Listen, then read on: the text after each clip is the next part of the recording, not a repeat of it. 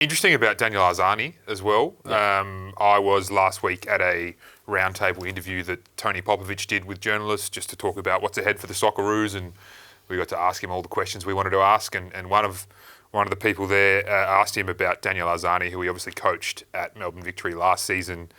And the question was put to him basically, where are you at in terms of Daniel Arzani is in your thinking for the Socceroos coming up? They've got these huge games in March against Indonesia and China.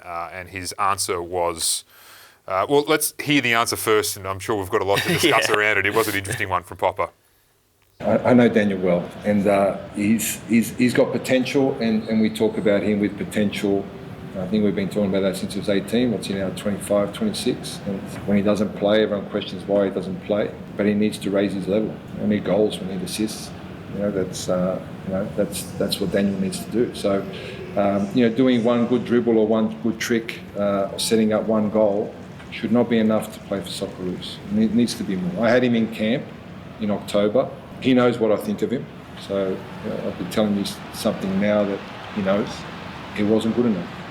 He wasn't good enough in October. His level was really poor in training. Now maybe for him it's okay, but it's not enough. So every player needs to raise their level.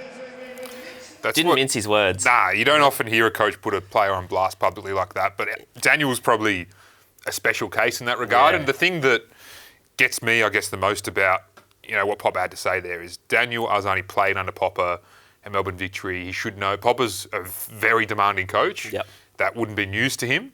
And so he came to camp in October and he knew where the bar would probably be that Popovic would be setting, and he didn't clear it. And that's pretty damning. And look, I love the idea of Daniel Arzani, the player. I think we all do. Like we know that there's something special in there, but it's hard to argue with what Popper said there for me. Well, I think as well, if you look back at previous coaches that Arzani's worked with, I think the sentiment's often been quite similar, and some of the feedback that you've had from managers, even at his time at FC Utrecht over there, they were critical of his attitude.